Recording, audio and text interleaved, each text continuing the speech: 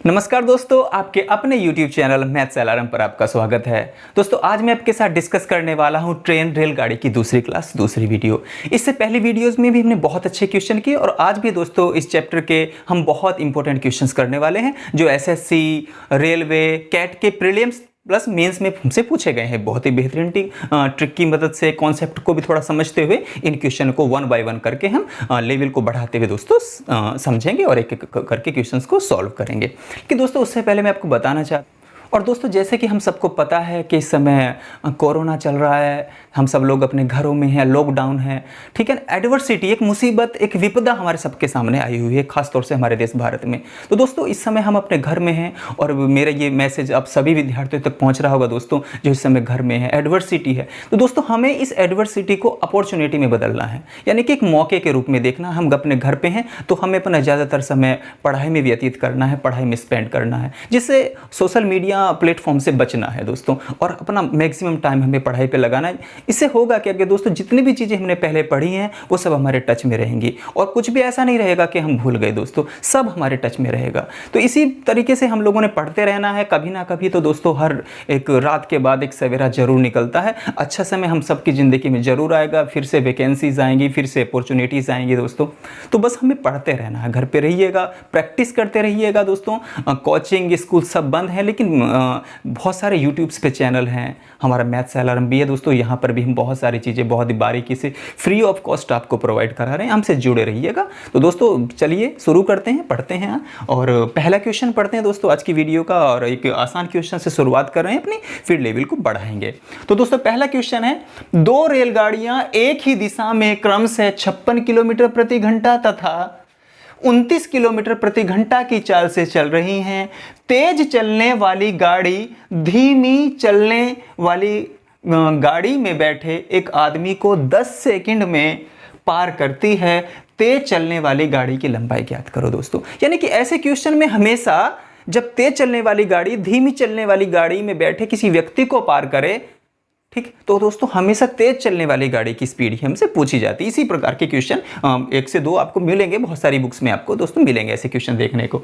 तो धीमी चलने वाली गाड़ी की स्पीड नहीं पूछेंगे, वो हमेशा तेज चलने वाली गाड़ी की स्पीड पूछेंगे क्योंकि वो व्यक्ति को पार कर रही है। और व्यक्ति की दूरी तो ट्रेन की अगर सापेक्ष में देखें तो नगण्य मानेंगे, हम नेग्लेक्ट कर देंगे। यानी कि कोई ट्रेन, हमने पिछली क्लास में भी पढ़ा था, कोई ट्रेन किसी खंबे को पार करे, किसी पेड़ को पार करे, किसी पोल को पार करे, किसी व्यक्ति को पार करे, तो समझिएगा वो खुद की लंबाई को पार करने का समय है, या वो खुद की उतने समय में वो खुद को पार कर लेती है दोस्तों। तो यही सब कुछ यहां पर है, समझिएगा। वो ट्रेन एक व्यक्ति को 10 सेकंड में पार कर लेती। तो दोस्तों हमें पता है समय बराबर दूरी बटे चाल, हमने समय की जगह क्या रख दिया, 10 सेकंड। ठीक है दोस्तों, हमने समय की जगह रख दिया 10 सेकंड। और मान लीजिएगा तेज ट्रेन की लंबाई क्या है, L है।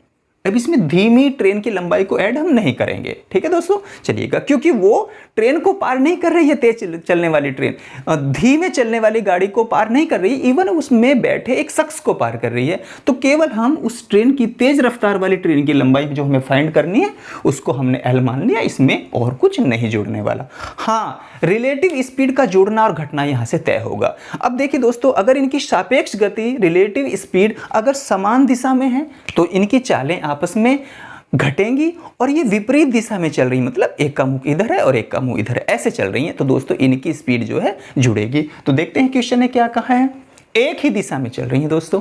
एक ही दिशा का मतलब इस तरीके से चल रही है, तो इनकी स्पीड ऑब्वियसली घटेगी इस बार। तो दोस्तों क्या होगा भाई, 56 में से हम 29 घटाएंगे, ठीक है ना, और यहां पर लिख देंगे बस। तो कितना, 16 में से 9 गया, 7 बचा दोस्तों, और ये 2, 27 किलोमीटर प्रति घंटा। अब प्रॉब्लम क्या है, यहां तो सेकंड में है, ये दूरी मीटर में निकल के आने वाली है दोस्तों, या जो कि ऑप्शन मीटर में। और ये स्पीड जो आ गई, रिलेटिव स्पीड 27, इसमें से सब्ट्रैक्ट होने के बाद ये किलोमीटर प्रति घंटा में है। आप इसको छोटा करेंगे, किससे गुना करके, 5/18 से गुना करके इसको क्या कर दोगे दोस्तों, मीटर प्रति सेकंड में बना दोगे इस स्पीड को। अब L निकल के आ जाएगा 2 × 27 × 5/18, यानी कि इस सब की क्रॉस मल्टीप्लाई इधर जाके 10 से हो गई, और इधर कौन बचा रहेगा दोस्तों, L। बस यही हमारा आंसर आ जाने वाला है इधर। 9 × 27, 9 दूनी 18 और 2 पंजे 10, 5 पंजे 25 × 75, यानी कि L बराबर 75। तेज चलने वाली गाड़ी की लंबाई दोस्तों 75 मीटर है। यही हमारे इस क्वेश्चन का आंसर है। चलिए अब अगला क्वेश्चन देखते हैं।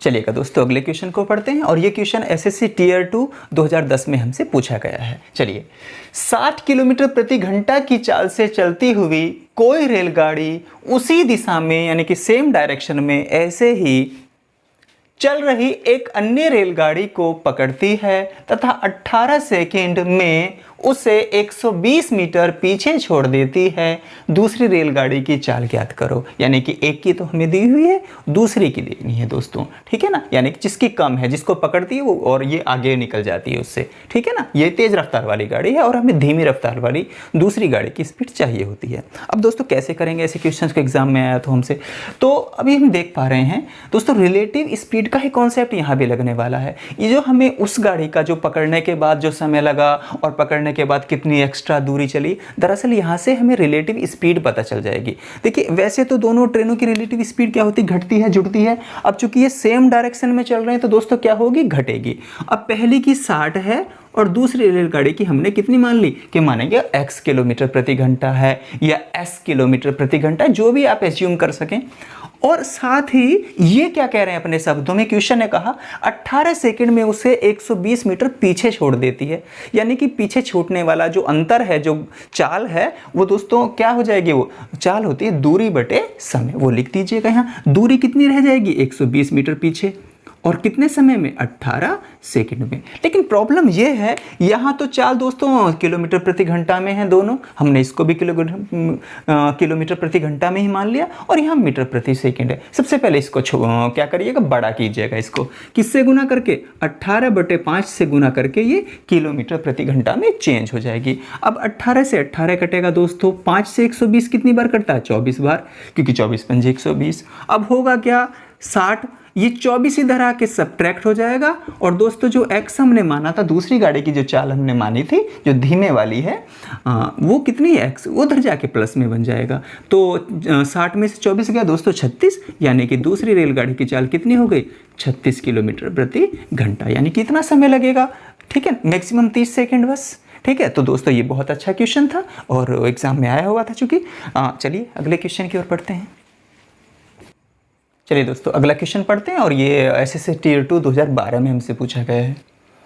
P तथा Q 27 किलोमीटर की दूरी पर हैं। दो स्थानों के नाम है ये। दो रेलगाड़ियां क्रमशः 24 किलोमीटर प्रति घंटा तथा 18 किलोमीटर प्रति घंटा की गति से एक साथ P तथा Q से चलती हैं और एक ही दिशा में यात्रा करती हैं। यानी कि एक ही डायरेक्शन में दोस्तों ये इनका मूवमेंट है, स्पीड है। तदनुसार यदि वे Q से आगे एक बिंदु R पर मिलती हैं तो QR की दूरी कितनी है, ये हमसे बेसिकली पूछा गया है और ऑप्शन ये दिए गए हैं। चलिए दोस्तों करते हैं इस प्रकार के क्वेश्चनों को भी, चूंकि इसमें टाइम का कॉन्सेप्ट कहीं दिया नहीं हुआ हमें और दूरी हमसे पूछ लिया गई। तो दोस्तों हम क्या मानते हैं ऐसे की कंडीशन में, जब भी दोस्तों हमें समय ना दिया हो कि इतने समय बाद उसको पकड़ लिया है दूसरी ट्रेन से, इतने समय बाद वो मिले, तो हम कोई टाइम मान लेंगे कि भाई ये ऐसे इस तरीके से। सबसे पहले चलिए ऐसे समझने की कोशिश करते हैं चित्र की मदद से। दोस्तों ये एक बिंदु यहाँ पर P है, यहाँ पर Q है और इन्होंने दोनों ही ट्रेनों ने एक साथ चलना शुरू कर दिया। ठीक है दोस्तों, एक साथ इन्होंने चलना शुरू किया। इसकी स्पीड कितनी है, 24 किलोमीटर प्रति घंटा है और इसकी स्पीड दोस्तों कितनी है, जो Q से स्टार्ट हुई थी चलनी, 18 किलोमीटर प्रति घंटा है। और आगे एक बिंदु R पर दोस्तों ये इसको मिल जाती हैं, ठीक है, एक दूसरे को पकड़ लेती हैं ये। यानी कि ये ट्रेनें जब आपस में चलती, चूंकि इसकी स्पीड ज़्यादा है और इसकी कम है, तो P यहाँ वाली चलने वाली ट्रेन इसको कहीं ना कहीं पकड़ जरूर लेगी आगे चल के।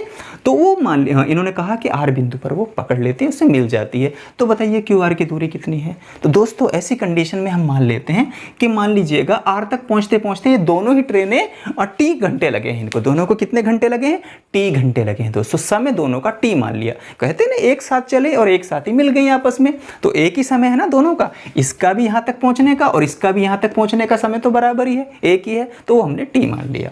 तो भाई हम अभी क्या हो जाएगी, दूरी क्या होती है, दूरी होती है चाल गुना समय। तो देखिए पहली ट्रेन के द्वारा चलेगी दूरी क्या होगी, उसकी चाल गुना उसका समय T। दूसरी ट्रेन के क्या होगी, उसकी चाल गुना उसका समय, ठीक। यानी कि ये दूरी है। और दोस्तों इन दोनों के बीच दूरी वास्तव में कितनी है? 27 किलोमीटर। ये भी तो दिया है ना हमें कि P और Q दो बिंदु, दो शहर, दो जगह, दो स्थान एक दूसरे से 27 किलोमीटर दूर हैं। 27 किलोमीटर यानी कि इनके बीच का जो रिलेटिव डिस्टेंस है दोस्तों, जो डिस्टेंस है वो 27 तो कांस्टेंट है, वो रहेगा यहाँ पर। तो देखिए अब हमने पूरा क्वेश्चन दोस्तों किस में चेंज कर लिया?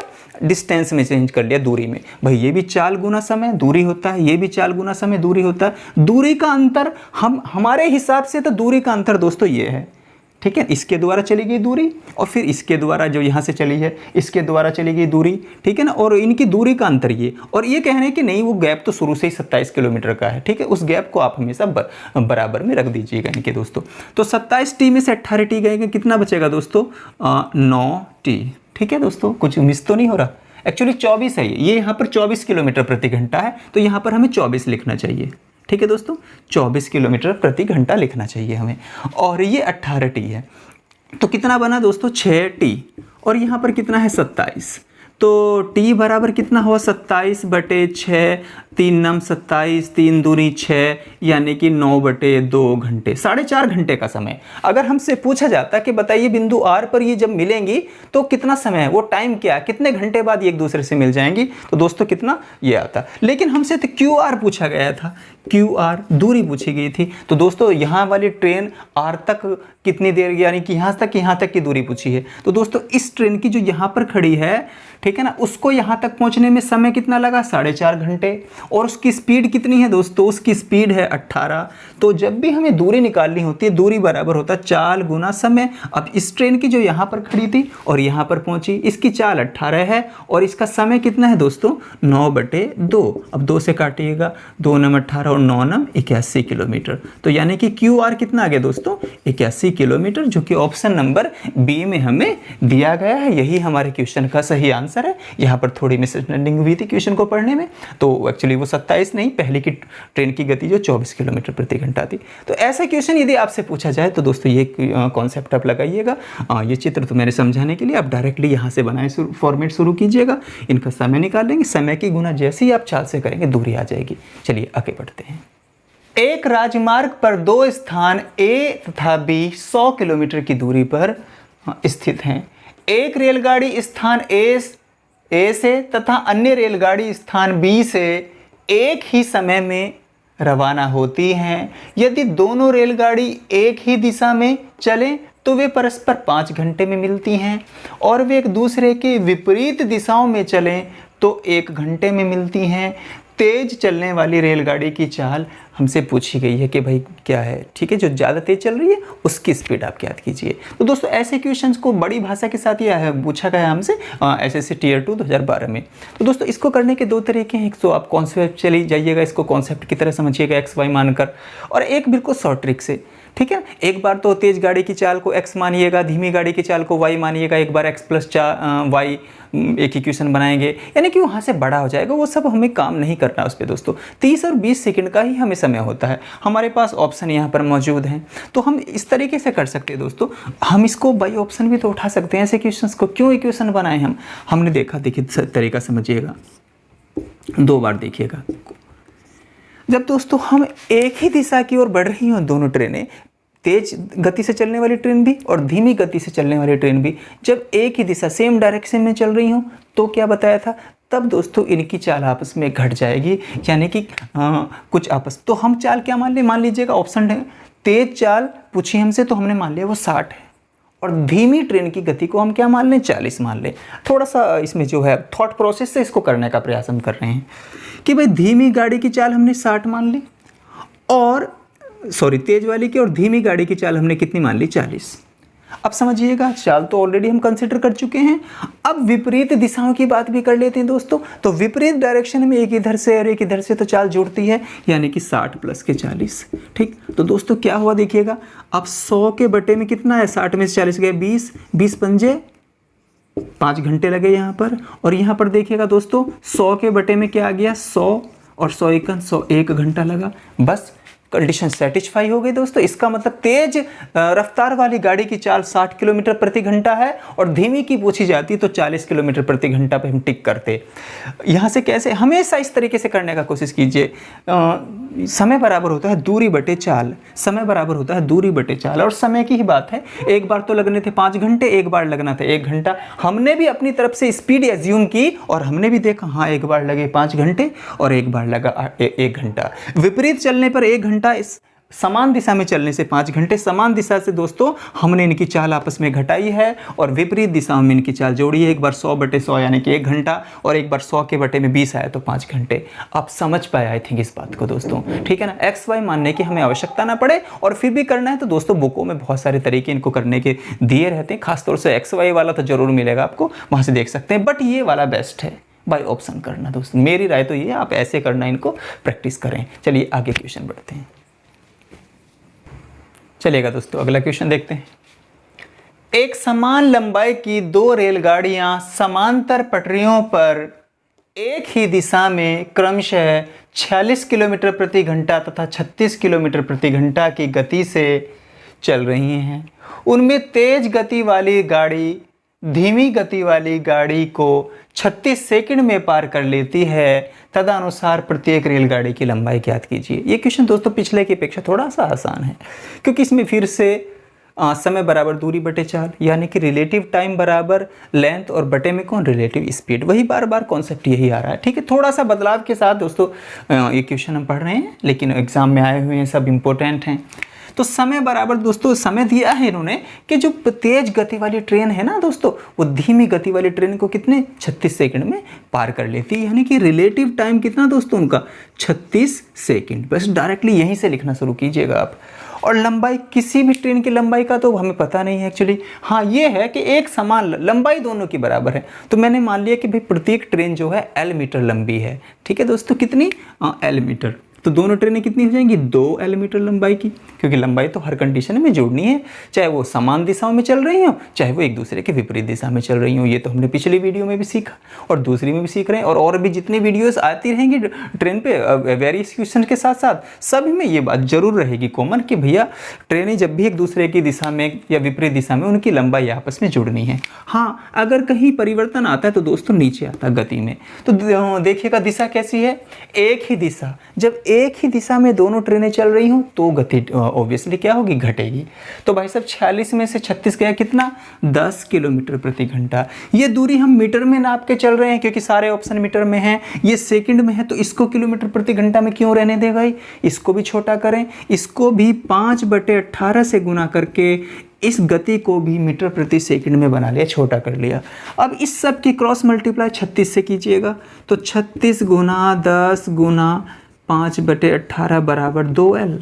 ठीक, अब दोस्तों देखिएगा क्या होता है, 18 दूनी 36, 2 बार कटा, इस 2 से ये 2 बार भी कटा और 10 पंजे 50, यानी कि L बराबर कितना आया 50 मीटर। यानी कि दोस्तों प्रत्येक जो ट्रेन है ना वो 50 मीटर लंबी है, जो कि ऑप्शन नंबर बी में हमें दिया गया था। तो आसान था ये क्वेश्चन। चलिए आगे के क्वेश्चन पर बढ़ते हैं। चलिए दोस्तों अगला क्वेश्चन पढ़ते हैं। 2 रेलगाड़ियां किसी स्थान से 2 समांतर पटरियों पर समान दिशा में चलती हैं। ट्रेनों की गति क्रमशः 40 किलोमीटर प्रति घंटा तथा 45 किलोमीटर प्रति घंटा है, तो 45 मिनट बाद उन दोनों के बीच की दूरी क्या होगी। ठीक है ना दोस्तों, एक ही स्थान से चलना शुरू किया था अलग अलग गति से, तो कह रहे हैं कि 45 मिनट बाद वो कितनी दूर हो जाएंगे, उनके बीच का गैप कितना हो जाएगा। तो बहुत ही आसान सवाल है, ये एसएससी प्रीलिम्स में पूछा गया है 2017 में।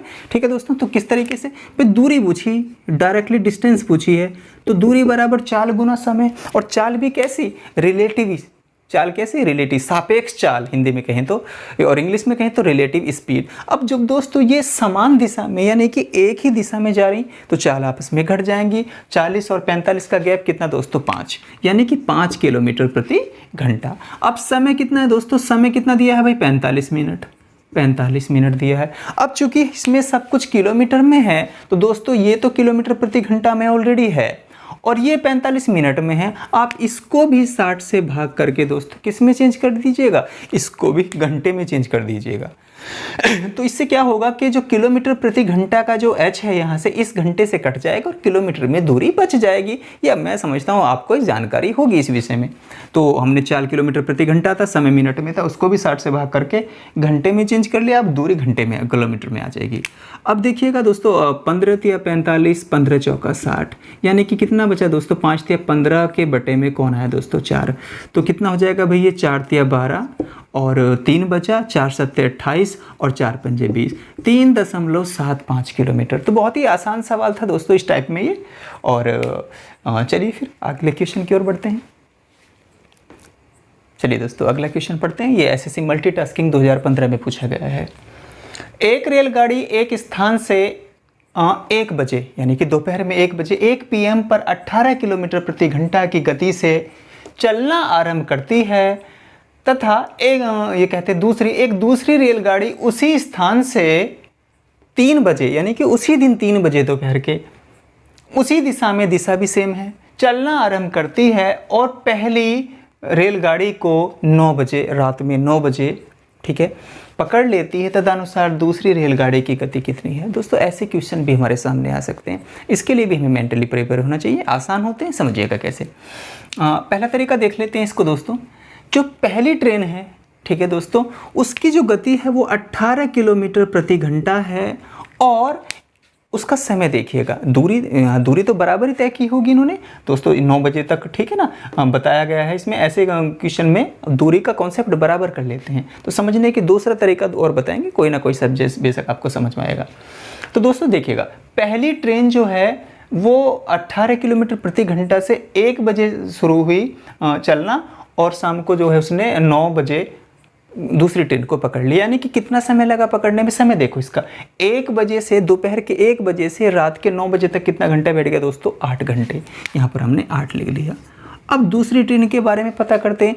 उसकी चाल हमें पता नहीं तो x मान लिया आपने, उसका भी समय देख लीजिएगा। दूरी तो इन्होंने बराबर चली होगी दोस्तों, ठीक है ना, बस टाइम ही तो अलग अलग लगा है। दूरी तो ये इसने एक स्थान से चली है और किसी दूसरे स्थान पर ही मिल गई, यानी कि यहाँ से चली होंगी एक जगह, ठीक है ना, और अलग अलग समय पर 1 बजे 3 बजे और यहाँ आकर कहीं मिल गई। तो दूरी तो ये बराबर ही है ना हर केस में। तो दूरी बराबर है, दूरी बराबर चाल गुना समय, वही दूरी बराबर चाल गुना समय।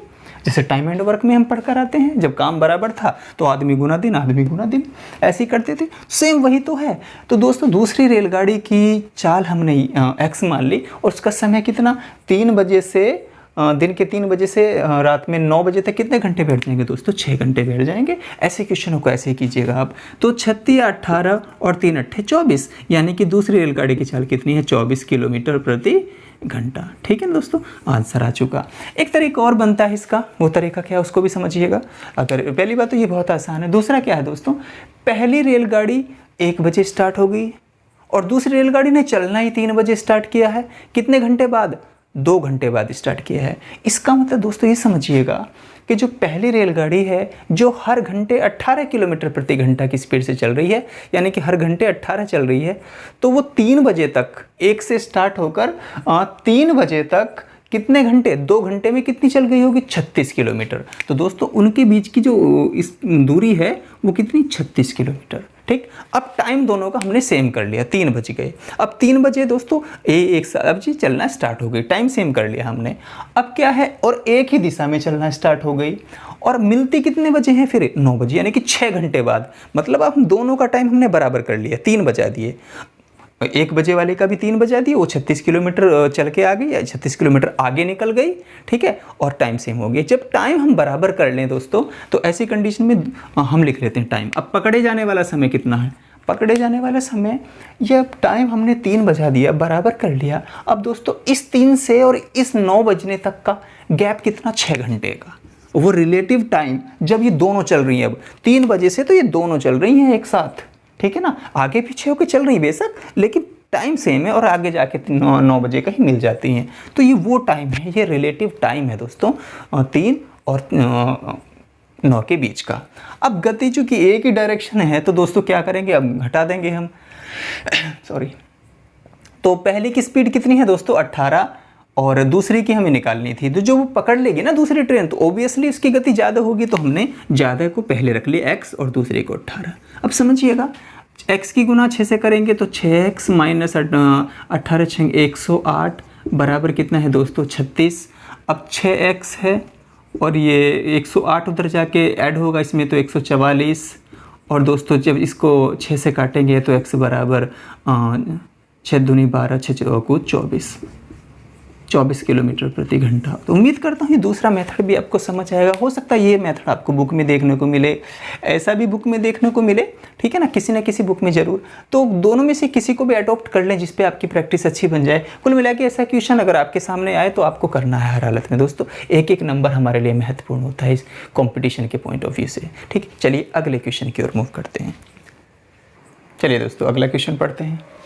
2 रेलगाड़ियाँ एक ही समय में क्रमशः 40 किलोमीटर प्रति घंटा तथा 50 किलोमीटर प्रति घंटा की गति से चलना आरंभ करती हैं। यदि यात्रा पूरी करने में पहली रेलगाड़ी को दूसरी रेलगाड़ी से 15 मिनट अधिक का समय लगा हो तो यात्रा की कुल दूरी ज्ञात कीजिए।